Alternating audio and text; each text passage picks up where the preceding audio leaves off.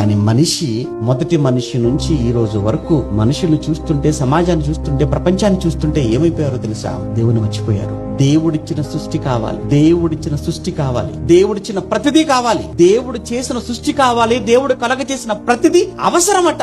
కానీ చేసిన దేవుడు మాత్రం వద్దట. అందుకేనండి దేవుడు లేడు అన్న వాళ్ళను గురించి ఆలోచిస్తున్నప్పుడు చాలా బాధ కలుగుతుంటది.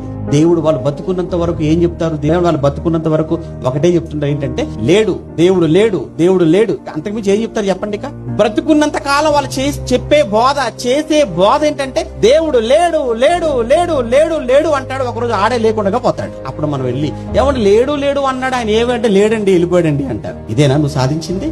లేడు లేడు అని చివరికి ఆడ లేకుండా పోతాడు. నువ్వు లేడు అన్నంత మాత్రం లేకుండా పోతాడా దేవుడు? నో.